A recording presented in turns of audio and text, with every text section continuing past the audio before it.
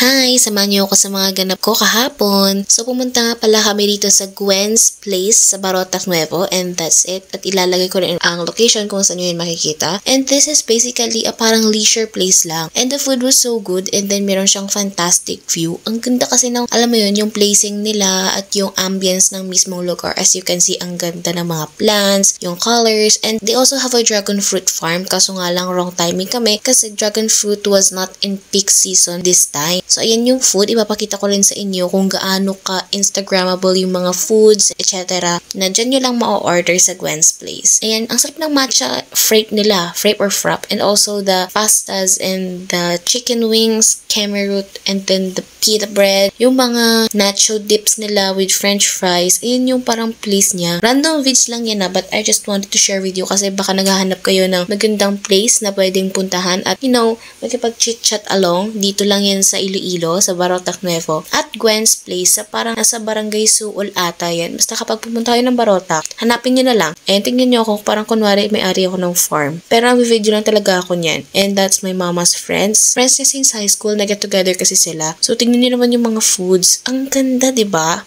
Appetizing siya sis, as in.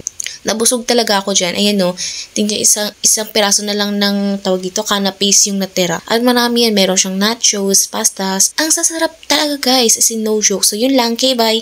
Mwah!